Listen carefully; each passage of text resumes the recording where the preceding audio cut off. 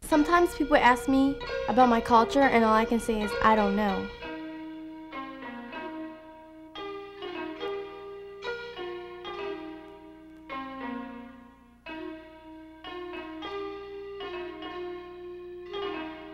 I know the story of how Halloween came about and why we go trick-or-treating. I know the story of Santa Claus, but I'm embarrassed because I can't explain why people throw powder on each other at Cambodian New Year. I can now. People ask, why do you guys dance like that? Why do you wear this and that? All I can say is, I don't know. But if you ask me something about American stuff, I can say, yeah, I know this. I know where it came from, when it started, and all that stuff. But I don't know anything about Asian stuff. I'm just a plain Asian kid living in America. Some people like to describe Asian American youth as being in between, but this description often ends up making them feel bad about themselves because at home their parents are saying, you should be more Asian, you're not a good Asian. And then they go to school and they get teased, they get called chink, they get told to go back to where you came from. They get a very clear message that they're not a good American either. They don't have the option of an Asian American identity, and without one, they're not a good anything. That's a big part of the problem. Being Asian and living in America is like living two different lives. You know, you're trying to go to school, you're trying to be like these other people, you're trying to be normal, corny enough. But what is normal anyways? I feel I experienced Asian culture and stuff through like my mom. When I was like little, she used to tell me and my sister stories from Asia. They were like fables and had a moral at the end. I remember one that taught kids how to be streetwise and smart. The kids didn't understand the meaning of the story because they were too young. When they get older, they will remember the story and then they will understand the meaning. Then they will tell the story to their own children, just like my parents told it to me. Cambodian opera is an old-fashioned way of telling stories. But if you know the meanings and symbols, you can learn a lot. They tell you the history if you know what they mean.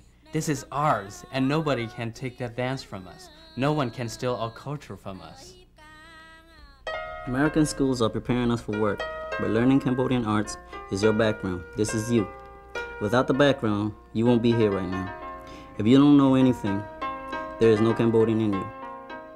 I think that it's important that my parents try to tell us to stick to our Chinese culture. My parents always made me go to Chinese school to learn to write in Chinese and stuff like that. But the problem is I don't get to speak Chinese a lot. I'm not very close to my parents because of the language barrier. I don't speak Vietnamese very well and they don't speak English very well. That makes it so hard for me to communicate with them. Even if we could communicate easily, we'd still have a hard time spending time together.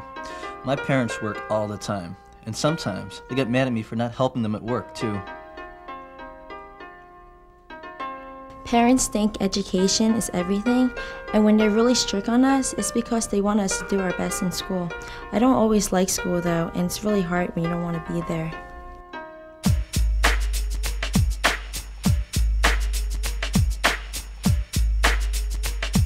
We were sitting down, and then all of a sudden we heard chink really loud, and then I looked up, and then I heard go back to Vietnam, and this white boy stuck up two middle fingers and was pointing it towards my way. The most common thing you see are international days where teachers have the Asian American students dress up in costumes and serve foods from their native country, but like if it was their native country, they'd be serving cheesesteaks. No, whatever. He was implying that we were new to this country, so we don't understand, so we're a little too sensitive about the racism. If someone says gook or chink, the teachers don't say anything as if they didn't hear. But if someone says something else racist, the teacher responds. We're talking about the game chink. The teachers like, yeah, I remember I used to play that game when I was little because when you hit the coin against the glass, it makes that noise, chink. And I was really mad. I was thinking, I was like, why do you have to play chink? And is there even a game called chink? I think that they're afraid to talk about race up in that school. They're very afraid, and it's kind of stupid because the whole school is so diverse. So what's normal anyway? How am I supposed to look?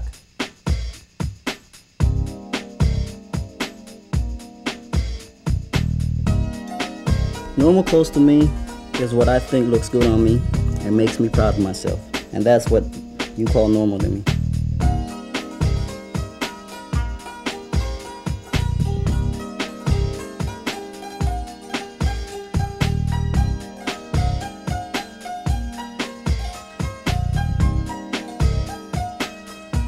Normal clothes to me are like those big baggy jeans, you know, but my parents think that baggy jeans are disrespectful for the Asian culture. I don't know why.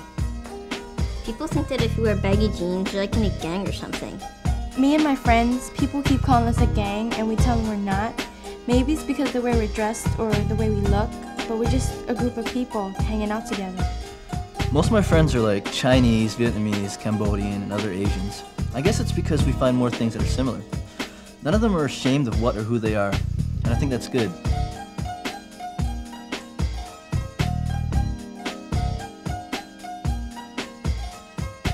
It's pretty complicated being an Asian American teenager. All we do is try to be ourselves, but people always want us to be certain ways. Like our parents, you know, they went through a lot of hardships coming to this country, and they just want the best for us. They know we're in a new place that's really different, but to them, the best means staying Asian. Many of us were born here or were so young when we got to America, we don't know a lot about Asia. What we know is America. But Americans, I don't know why, don't seem to see us as Americans either. We got a hard time just being who we are.